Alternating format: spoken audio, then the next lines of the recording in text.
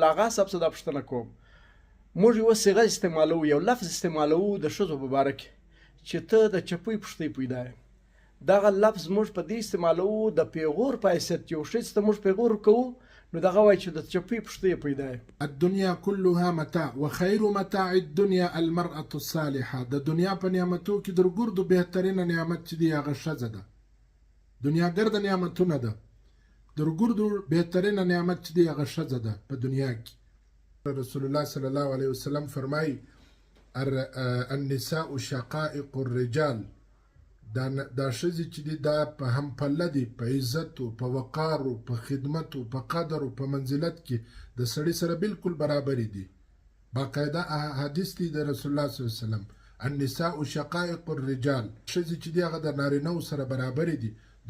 السلام علیکم قدرمنو پښتنو ورونو زه نن بیا ممتاز عالم دین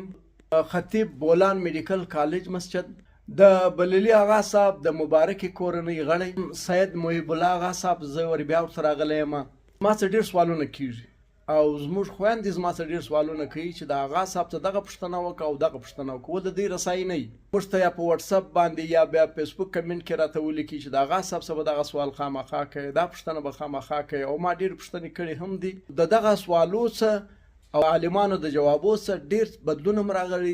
ډېر چینج هم راغلی دی او زموږ خویندې له دینه ډېرې خبرې شوي او زموږ دغه مبارک دین چې دی چې تر موږه پورې په ډېر تکلیفونو را رسېدلی دی د دې له خونده زه هم خبر شوم نو له هغه حساب څه دا پوښتنه کوم موږ یوه صیغه استعمالوو یو لفظ استعمالوو د ښځو په باره کې چې ته د چپۍ پښتۍ پیدا یې دغه لفظ موږ په دې استعمالوو د پیغور په حیثیت یو ښځې ته موږ پیغور کوو نو دغه وایي چې د چپۍ پښتۍ پیدا یې نو ډېر محترم او قدرمن آغا صاحب دا پوښتنې مو راوړي دي دا خپل خبره زموږ دغه پښتنو ورونو ته خاص کر ښځو ته ورسیږي چې خبرې څنګه دي جی محترم آغا صاحب جمال صاحب الله دې خوشحاله کا دا کومه خبره چې تا وکړه چې دا ښځه د چپې پښتۍ څخه پیدا شوې ده دا رسول الله صلی الله علیه وسلم په کم تناظر کې دا خبره کړې ده اور جناب نبی کریم علیه الصلاۃ والسلام د دې څه مقصد څه ظاهرول ولو پر دې باندې مختلفو محدثینو ډېر بحث کړی ده د دې عربي کې چې کومه محاوره یي په بله ژبه کې دغه محاورې ترجمه نشي کېدلی د هرې ژبې خپلې محاورات دي نو دا د عربي یو محاوره نبی علیه الصلاۃ والسلام استعمال کړې ده په دې کې د ښځې عزت عظمت قدر او منزلت بیان کړی دي چې دا ښځه چې دا د پښتۍ څخه پیدا ده دا وزړه ته نږدې ده د پښتۍ یو حیثیت بیان کړی دی چې دا ډېره نرمه ده د دې سره ډېر احتیاط پکار دی او محدثینو لیکلي دي چې د انسان چې کوم اعضا دي اعضای رئیسه لکه زړه لکه ینه لکه معده لکه دا پښتورګي دا کم اعضا چې قیمتي اجزا دي دا ټول الله سبحانه وتعالی په دغه جال کې دننه ایښي دي دا د حفاظت یو کړۍ ده دا پښتۍ مطلب هغه صاحب ته وایي چې دغه پښتۍ دا د حفاظت نوم دی دا د حفاظت نوم دی دا د حساسیت نوم دی دا د قدر نوم دی دا د عزت دا ډیفنس دی دا وزړه ته ډیفنس ورکړی دی ډېره مهمه خبر ده او ډېر خوشحاله هم شوم چې اوس دا دی زه نن په دې خبر شوم چې پښتۍ څه معنا لري پښتۍ معنا ستا زړه ساتي ستا سړي ساتي ستا وجود ته تحفظ ورکوي ستا بدن ته حفاظت وجود ساتي او د دې په باره کې دا ویلي دي چې دا د دې حسن چې دی هغه دا دی چې دا پښتۍ چې دا داسې کږه ده او د دې سر چې دی کوږ دی دا د دې حسن دی دا کوږوالی د دې حسن دی یعنی دا حساسیت د دې حسن دی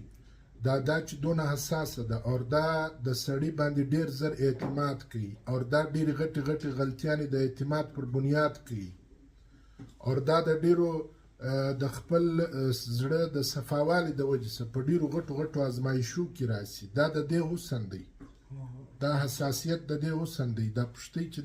ده دا رقم کږه ده که ته غواړې چې د دې څخه حساسیت ختم کړې که ته غواړې چې د دې څخه محبت ختم کړې که ته غواړې چې د دې سره سختي وکړې نو ته به دا ماته کړې یعنی ته به دا طلاقه کړې او په دغه حدیث کې رسول الله صلی الله علیه وسلم وایي چې زه تی ته وصیت کوم د خیر د ښځو سره، یعنی دا مطلب چې دا ډېر حساسه تخلیق الله کړی دی او دا یو ډېر باریک تخلیق دی. په دې کې باید دا دی چې تی د خیر او د دې سره د انسانیت او د شوالي عمل وکړي، یعنی دا درسه خراب نسی، دا درسه خوږ نسی، دا درسه زهیره نسی. د پښتۍ جال چې دی په دې کې دننه زړه دی، دا ښځه به وزړه ته نږدې ساتي، په دا کې د پښتۍ سره تشبیه ورکړې ده چې دا به وزړه ته نږدې ساتي، د دې احساساتو جذبات به په زړه کې همیشه مثبت ساتي. دویمه خبره دا ده کفار چې د رسول الله صلی الله علیه وسلم در بعثت د مخه به ښځې په انجونې به ښخولې، نو څه وخت چې پلار را ولاړ سي خپله لور ښخوي، نو څوک به دا لور د ده څخه خلاصه کړي چې درګردو مهربانه ذات پلار دی چې هغه یې په خپله ښخوي، نو څوک به دا لور د ده څخه خلاصه کړي. په دې وجه سره الله سبحانه وتعالی چې کوم آیت فرمایلی دی وَإِذَا الْمَوْءُودَةُ سُئِلَتْ بِأَيِّ ذَنْبٍ قُتِلَتْ، وایي په ورځ د قیامت به الله سبحانه وتعالی د دغه نجلۍ د طرفه څه وکیل سي، په خپله به ووایي چې ای پلاره تا دا په کومه ګناه کې قتله کړله، یعنی چې الله سبحانه وتعالی د یو ښځې د طرفه څه وکیل جوړیږي د دې پر مظلومیت باندې، دا څومره غټ شان دی چې الله سبحانه وتعالی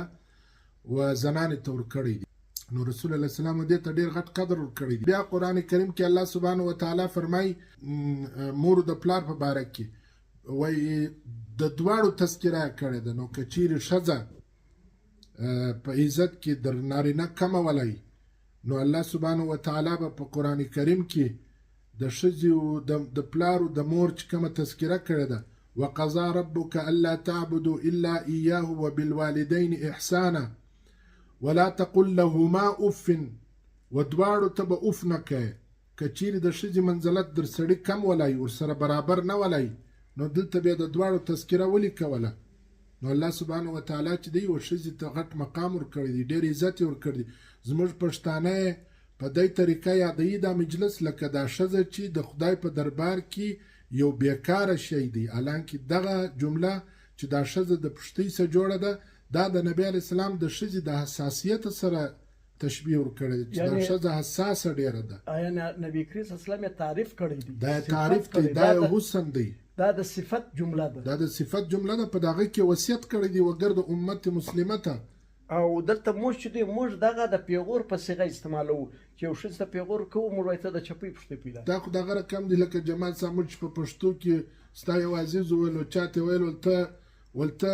په خټه څوک یې، نو په اردو کې ورته ویل ول تم مټي مې کیا و. اوس دا د پښتو دغه د اصطلاح ده، دا په اردو کې د دې ترجمه نه کیږي. نو دا رقم اوس فتنه ده، دا د عربي توری دی. اوس فتنه چې دا موږ په پښتو کې فتنه و فساد ته وایي، په اردو کې و فساد ته وایي، په شریعت کې او په قرآن کې او په دین کې فتنه و ازمایش و امتحان ته وایي.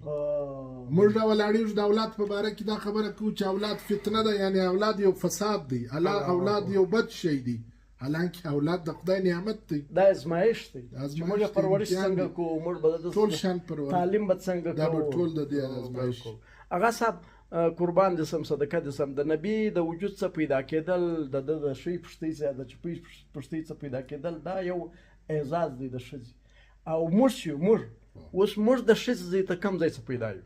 اوس موږ د ښځې د کم ځای څخه پیدا یو. آدم علیه السلام په باره کې دا راځي چې اول تخلیق چې دی هغه د خاورې څخه سوی دی، بیا د انساني وجود تخلیق که د ښځې دی که د نر دی هغه د نطفې څخه سوی دی. نو اوس ته دا نسې ویلی چې انسان د خاورې څخه جوړ دی، انسان اول تخلیق د خاورې څخه سوی دی. بالکل بالکل. د انسان بعد کې وجود چې دی هغه بیا د نطفې څخه جوړ دی. نو زه خلکو ته دا وایم چې یعنی هوا نه او ښځه چې ده